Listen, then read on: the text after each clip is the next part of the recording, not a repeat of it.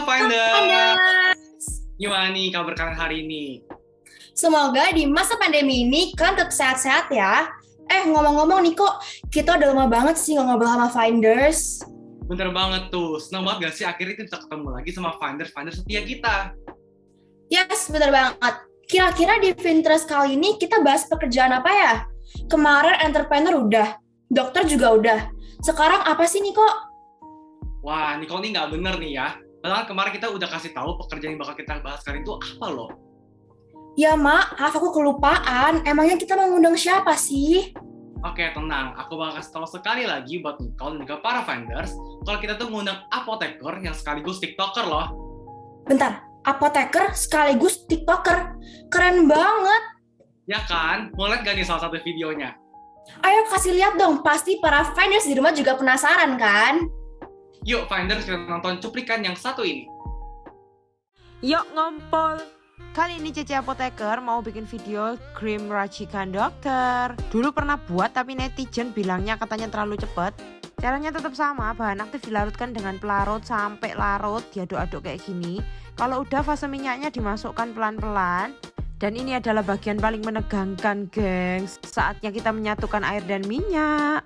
Jadi kalau mau bikin krim kayak gini, ngaduknya harus konstan. Jadi nggak oleh terlalu cepet, nggak oleh terlalu pelan, nggak oleh setengah-setengah. Jadi harus mantep. Harus yakin dan gagah berani supaya nggak pecah. Ini yang nonton pasti udah deg-degan bakal pecah apa enggak. Yang dimaksud pecah itu bukan lumpangnya ya guys, tapi kalau fase minyak sama fase airnya misah. Jadi modelnya kayak meringkil-meringkil gitu, misah antara air sama lemak begitulah ya. Nah ini udah kelihatan mau jadi, tetap diaduk dengan kecepatan konstan. Jadi intinya kalau mau bikin krim adalah aduk dengan kecepatan konstan. Santuy aja bun. Gimana? Keren gak nih Nicole? Keren abis sih kalau ini. Kayaknya jadi apoteker tuh seru ya, kayak ngeracik obat gitu. Iya dong. Nah, Finders, sebelum kita mulai ke sesi tanya jawab, kita bakal main satu game dulu nih. Namanya Mitos atau Fakta.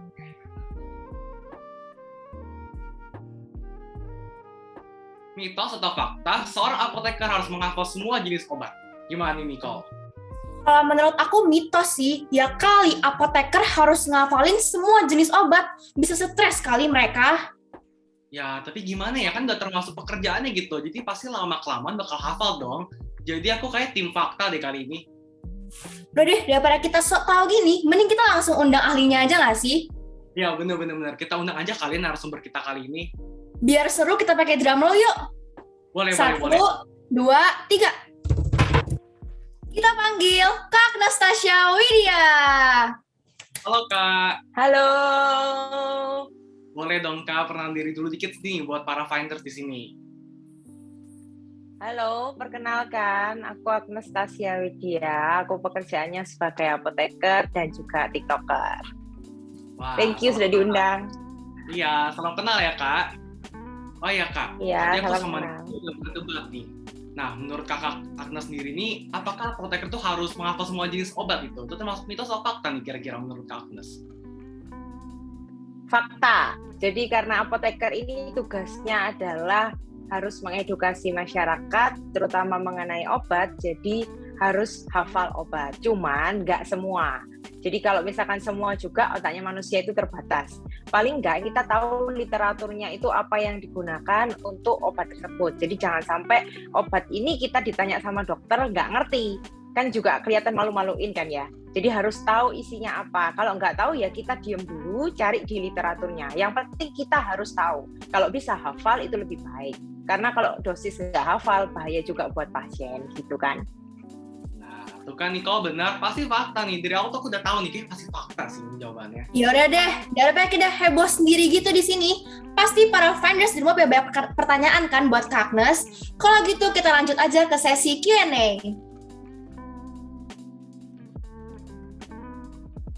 Untuk sesi Q&A kali ini akan berbeda loh dengan yang sebelumnya. Coba dong Niko jelasin.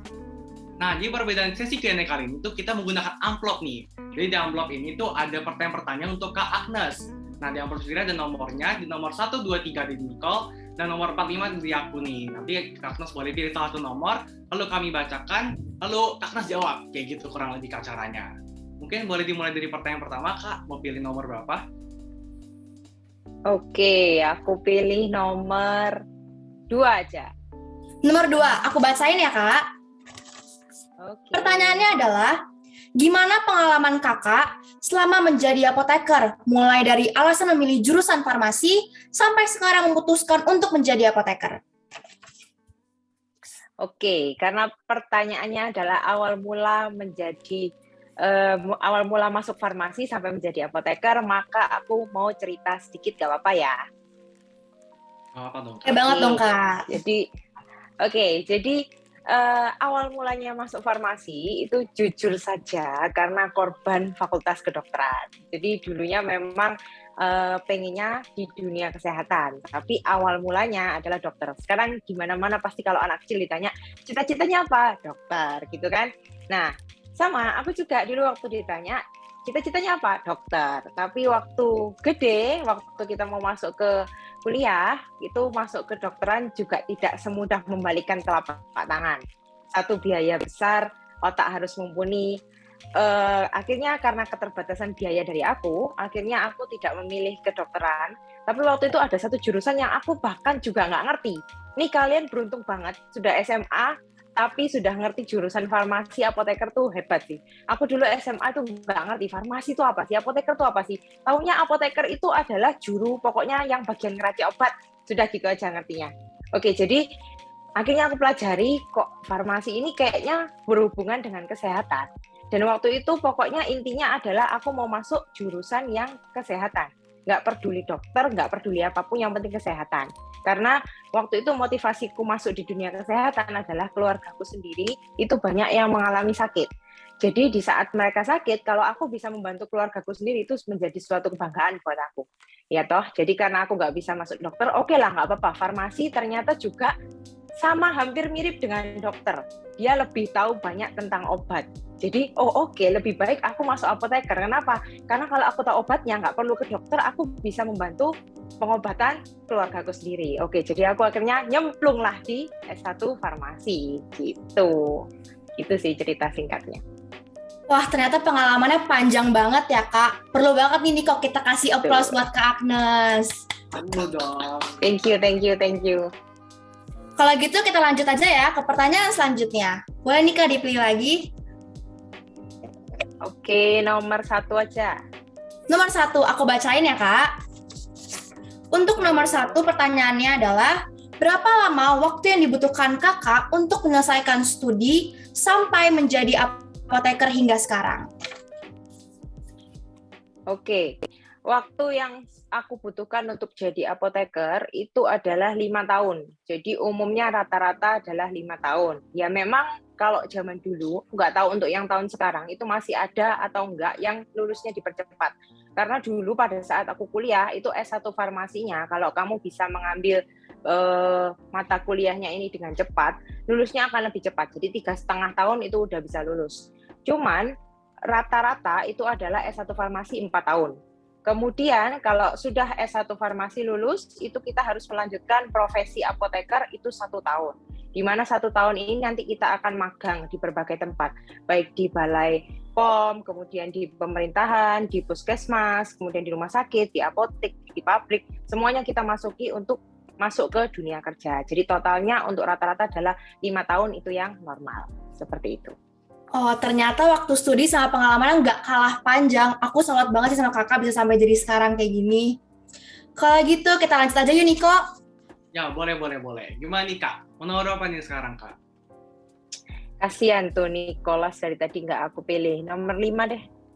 Oke, nomor 5 saya bacakan ya, Kak, pertanyaannya. Oke. Pertanyaan ini, Kak. Ada nggak sih persiapan khusus masuk jurusan farmasi? Mungkin skill tertentu atau mata pelajaran harus dikuasain? Gimana nih, Kak? Oke, jadi kalau misalkan kalian ini dari SMA, ini SMA ya? Ya, SMA, Kak. Ya, SMA. Kalau dari SMA itu kalian akan diajari hal-hal basic seperti mata pelajaran matematika, fisika, kimia, biologi, kayak gitu ya. Sedangkan kalau kamu masuk ke dunia farmasi, itu sudah dunia yang baru dari anak SMA menuju ke kuliah. Jadi kalau nanti untuk anak SMA mau masuk ke dunia farmasi, apa aja yang dibutuhkan untuk skill nggak ada. Tapi kalau misalkan pelajaran, ya pelajaran basic yang kalian bawa di SMA ini yang kalian pakai. Memang nanti ada yang namanya SMK Farmasi. Jadi kalau kalian masuk di dunia farmasi, atau apalagi masuk di S1 farmasinya, itu kalian akan bersaing dengan anak-anak yang lulusan SMK Farmasi. Mereka lebih jago daripada anak yang SMA. Dulu aku juga berasal dari SMA. Masuk S1 Farmasi, itu kayak orang linglung. Sedangkan anak SMK Farmasi yang masuk di S1 Farmasi, itu mereka lebih jago. Ngitung dosis sudah bisa, ngeracik obat sudah bisa. Sedangkan buat kita yang di dunia SMA, yang belajarnya hanya masalah basic pelajaran seperti biasa, itu akan kesulitan. Jadi kalau misalkan kita dari SMA, yang harus disiapkan adalah matang-matang dalam belajar mata pelajaran basic. Itu yang pertama. Yang kedua adalah mentalnya harus siap. Karena kalau masuk di dunia farmasi itu, dunianya sangat-sangat kejam. Jadi kalau misalkan kalian masuk farmasi, dikit-dikit dapat tugasnya itu nggak seperti SMA. Rentetannya itu dalam 1 minggu, itu tugasnya banyak pol dan harus dikerjakan dalam hari itu juga. Jadi harus mentalnya kuat banget. Karena banyak anak SMA itu yang mutung. Mutung ini bahasanya apa ya? Di tengah-tengah putus. Jadi kalau misalkan dia masuk farmasi, terus kemudian hanya ikut-ikutan teman atau karena hanya suruhan orang tua, itu biasanya yang dari SMA itu bakal mundur sendiri di tengah-tengah kuliah. Karena mereka nggak kuat, entah stres atau entah nggak bisa bersaing dengan teman-temannya, gitu sih. Cuma itu aja sih, kalau untuk skill tertentu, kalau misalkan harus bisa ini, harus bisa itu, nggak sih. Untuk skill farmasi itu akan diajarkan di waktu kuliah di S1 Farmasi. Jadi skill-skill yang kalian belum pernah tahu kayak ngeracik obat, ngeracik kapsul, itu semuanya akan diajarkan di farmasi. Jadi nggak usah takut. Kalau untuk masuk di S1 Farmasi, semua basic SMA, SMK, yang penting adalah basic pelajaran. Jadi kalau mat, fisika, kimia, biologi itu kuat, oke lah. Masuk farmasi oke kok. Kayak gitu. Wah, ini buat para vendors yang mau jadi apoteker, dicatat nih ya kata-kata Kak Agnes gitu ya. Karena pasti nanti bakal kepake banget buat kedepannya. Nah, Niko, daripada kita diomongin sama vendors nih gara-gara kita kelamaan, lanjut lagi nggak sih? Yes, kita lanjut aja. Ayo Kak, dipilih lagi mau nomor berapa? Oke, nomor 3 aja. Nomor 3, aku bacain ya Kak. Pertanyaannya adalah, apa pekerjaan apoteker selain ngeracik obat? Karena yang orang-orang tahu kayaknya kalau apoteker ngeracik obat gitu. Sebenarnya yang terjadi di lapangan tuh gimana Kak? Oke, jadi kerjanya apoteker nggak cuma ngeracik obat ya, bukan cuma duduk di balik rak jualan obat. Itu yang dari dulu orang-orang tekankan. Selalu, apoteker itu yang mana sih? Nggak pernah kelihatan. Oh itu loh yang di baliknya rak jualan obat. Bukan begitu ya. Jadi apoteker itu tugasnya banyak banget. Dan apoteker itu bidangnya banyak. Bukan cuma apotekernya yang jaga apotek, tapi apoteker itu ada yang di rumah sakit, ada apoteker yang di industri farmasi, ada apoteker yang di distributor besar farmasi, ada apoteker yang di pemerintahan seperti Balai POM, kemudian ada apoteker yang biasanya juga di puskesmas, klinik, seperti itu. Jadi apoteker itu tugasnya banyak. Nah, setiap tempat pekerjaan apoteker itu memiliki tugas dan tanggung jawab masing-masing. Seperti contoh, kalau di apotek, klinik, rumah sakit, puskesmas, itu tugasnya hampir mirip-mirip. Jadi kita mengedukasi pasien supaya tidak salah dalam menggunakan obat. Mengedukasi pasien supaya mereka ini tahu cara penggunaan obat yang benar. Jangan sampai obatnya ini nggak diminum. Akhirnya kalau misalkan obatnya nggak diminum, kualitas hidupnya menurun. Kualitas hidupnya menurun, kok bisa menurun? Obat nggak diminum, sakit tambah parah. Akhirnya lama-kelamaan tambah sakit, ya kan? Kemudian kalau misalkan kita di rumah sakit, itu juga harus melayani konsultasi, informasi, dan edukasi kepada pasien. Kita sebutnya KIE. Jadi kalau misalkan kita nyerahkan obat ke pasien, itu jangan sampai tidak dijelaskan ke pasiennya. Harus dijelaskan. Kalau sampai pasiennya ini nggak mengerti cara penggunaannya gimana, yang salah siapa? Apotekernya. Gitu. Terus kemudian kita juga harus menghitung dosis dari resep yang masuk. Jadi dokter itu memberikan resep ke kita harus lihat apakah dosisnya benar. Untuk anak misalkan 5 tahun, untuk orang tua 65 tahun, itu semua dosisnya berbeda. Kalau sampai salah, ngeraciknya salah, yang salah siapa? Apotekernya. Jadi tugasnya itu juga cukup berat ya, karena apoteker ini adalah pintu terakhir pasien dikasih obat. Oke, pasien sakit ke siapa? Ke dokter. Tapi kalau misalkan dokter selesai nulis resep, pasiennya suruh minum ngambil obat sendiri, kan nggak mungkin. Pasti pasiennya ke apotek. Nah, terus kemudian yang nyiapkan obatnya siapa? Ya jelas apotekernya. Nah, apotekernya dalam menyiapkan obat juga nggak sembarangan. Pasti nyiapkan itu ya dosisnya harus benar, kemudian obatnya yang diambil jangan salah. Kalau salah satu salah, pasiennya mati, siapa yang salah? Apotekernya. Kayak gitu. Jadi tugasnya juga tanggung jawabnya berat. Kemudian kalau misalkan di apoteker yang industri, itu tugasnya juga banyak. Kalau apoteker industri untuk membuat obat. Jadi yang membuat obat itu adalah apoteker yang di industri. Dia bekerja di suatu perusahaan farmasi, kemudian dia memformulasi atau bikin suatu obat, kira-kira misalkan obat Panadol nih contoh. Nah, obat Panadol ini jangan sampai nanti pada saat diminum pasien itu nggak ngefek. Caranya gimana? Ya harus diformulasikan yang benar. Mereka harus bikin formula yang benar. Atau jangan sampai Panadol ini isinya nggak ada paracetamolnya, jadi nggak ngefek buat pasiennya, atau habis minum obat dia sakit perut. Nah itu nggak lucu juga. Nah itu tugasnya di apoteker industri. Kalau untuk apoteker yang di pemerintahan seperti apa? Contohnya di dinas kesehatan, di balai POM, itu mereka yang bagian untuk ngecekin atau memonitoring apotek-apotek dan rumah sakit yang ada di sekitarnya, supaya jangan sampai obat-obat yang beredar ini salah. Jadi mereka yang bagian memonitoring dan tanggung jawab terhadap penyebaran atau distribusi obat-obat. Seperti itu. Jadi tugasnya cukup ruwet dan banyak ya, gitu. Ya, ternyata tugas apoteker itu emang tanggung jawabnya besar banget ya, nggak sepele yang orang-orang kira ya, Kak? Betul. Kalau gitu kita lanjut aja nih, Niko, ke pertanyaan terakhir. Nah, boleh banget tuh. Oke, langsung buka aja kali ya pertanyaan terakhirnya. Sekarang aku bacain. Suka duka menjadi apoteker tuh apa, Kak? Oke, suka duka menjadi apoteker. Sukanya dulu aja ya. Nanti kalau dukanya kalian nggak mau masuk farmasi. Jadi sukanya itu adalah yang pertama, dengan kalian bisa menjadi apoteker, itu kalian bisa membantu para pasien, bahkan jangan para pasien deh. Kalian bisa membantu orang di sekitar kalian aja dulu, orang yang kalian cintai. Contohnya siapa? Keluarga. Kalau keluarga kalian itu sehat, kalian juga ikut senang ya kan? Kalau keluarga kalian ini tiba-tiba ada yang sakit nih, aduh kepalaku pusing, udah nggak usah ke dokter, minum ini aja. Kalian tahu obatnya, kalian bisa membantu. Akhirnya kalian dengan bangga, waduh aku bisa membantu. Itu memiliki kepuasan dan kesenangan sendiri, gitu ya. Itu yang pertama, sukanya. Jadi rasa puas dan rasa senang kalau kalian itu bisa membantu orang. Yang kedua adalah sukanya lagi itu adalah kalian bisa ketemu banyak orang yang macam-macam jenis. Jadi kalau kalian itu, apalagi aku ini kan apoteker yang di klinik ya. Jadi apoteker klinik itu lebih banyak bertemu dengan pasien. Di situ aku nemui banyak banget pasien. Pasien dengan berbagai macam tipe, dengan berbagai macam karakteristik. Kalian bisa berinteraksi ke mereka, bahkan kalian bisa sharing ke mereka itu seperti apa. Jadi menyenangkan gitu loh, seru. Apalagi kalau kalian tuh adalah orang yang suka ngomong, jadi yang suka berinteraksi dengan orang, itu kalian akan senang kalau berada di apoteker. Kemudian yang ketiga, sukanya lagi apa? Sukanya lagi adalah kalian ini bisa dekat dengan teman-teman yang sejurusan kesehatan. Jadi contoh nih, aku jadi apoteker. Nah, aku bisa dekat dengan dokter, kenal dokter nih, kenal suster, perawat, kenal sesama apoteker yang lain. Jadi apa? Bisa berbagi ilmu. Aku sering nih berbagi pengalaman nih. Kalau misalkan aku gatel atau apa gitu, karena aku punya nomor kontak dokternya, langsung hubungin. Dok nih, kalau aku sakit ini, minum obat apa ya? Jadi kalau aku nggak ngerti obatnya, tanya ke dokternya. Oh ya udah, tak tulisin resep, nanti kamu tebus ya. Gitu. Jadi enak kan, kalian bisa kenal dengan sesama apoteker, sesama dokter, sesama perawat.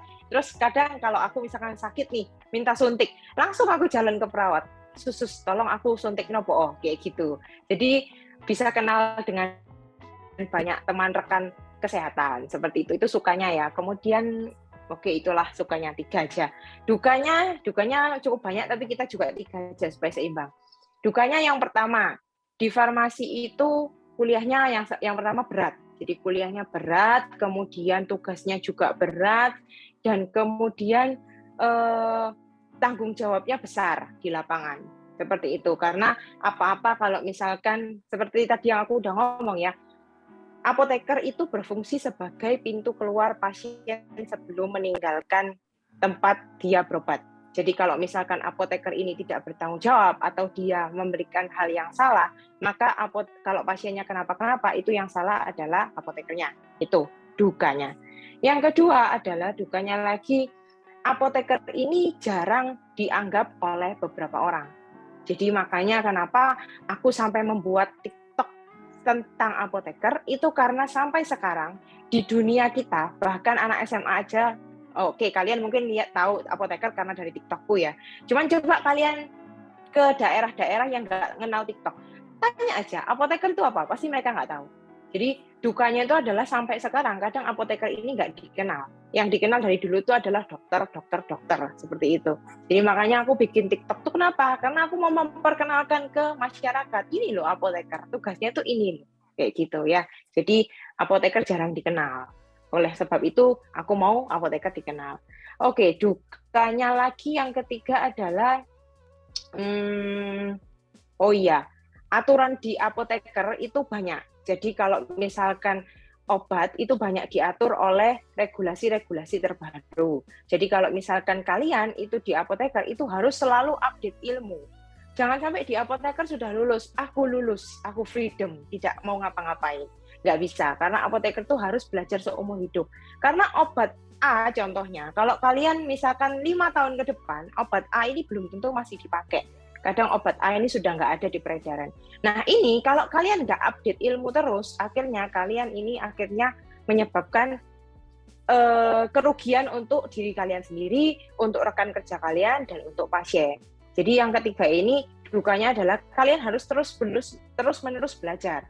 Nah kenapa itu tak masukkan duka? Karena kadang beberapa orang, bahkan kita sendiri, kalau yang namanya belajar itu susah, malas ya kan. Jadi tantangannya adalah ngelawan diri sendiri dari males itu sendiri, karena literaturnya banyak, yang dibaca ini banyak.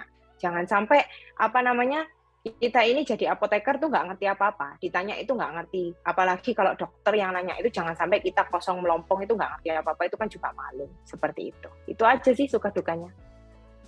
Wah, namanya pekerjaan tapi ada suka dan dukanya gitu ya Kak ya. Sukanya bisa Iya, betul. informasi, dukanya dijadikan bagian perjalanan kita aja gitu ya Kak. Dan semoga setelah menyampaikan banyak informasi buat kita dan juga para finders, nanti para finders bisa lebih aware lagi tentang apoteker. Karena menurut aku apoteker tuh tugasnya itu sangat mulia gitu ya, membantu orang lain. Nah, jadi para finders jangan cepat menyerah gitu ya. Jadi terus supaya nanti supaya tetap semangat, terus fokus apa yang mau dicapai, supaya nanti bisa sesukses Kak Agnes sekarang nih. Ya, sayang banget ya Niko, ternyata tadi itu pertanyaan terakhir kita. Sekarang waktu kita udah habis deh. Iya, rasanya tuh cepet banget gitu nggak sih? Kayak padahal baru pertanyaan pertama, sekarang udah habis aja gitu loh. Padahal aku masih mau tanya banyak-banyak ke Kak Agnes nih. Dan aku juga yakin para vendor juga mau tanya seputar apoteker lagi nih. Tapi tenang aja, karena Kak Agnes ini punya TikTok nih. Semalam aku tuh sempat lihat-liatin TikToknya Kak Agnes. Apa aja sih isinya? Itu banyak banget informasi tentang kesehatan, seputar apoteker, keseharian apoteker. Jadi boleh banget nih setelah ini para vendors langsung follow aja TikToknya Kak Agnes. Iya, langsung aja di-follow ya bagi para vendors yang masih penasaran nih tentang Kak Agnes. Kalau gitu aku pengen ngucapin terima kasih banyak ya Kak Agnes buat waktu dan informasinya. Dan terima kasih juga buat para vendors. Terima kasih juga. Dan terima kasih juga buat para vendors yang udah setia nonton kita. Kami mohon maaf jika ada kesalahan kata-kata selama acara ini. Dan kami harap di Find Your Interest hari ini, para vendors dapat menambah wawasan kalian tentang apa yang kalian tekuni nantinya. We'll search it. And you'll find it. See you, finders!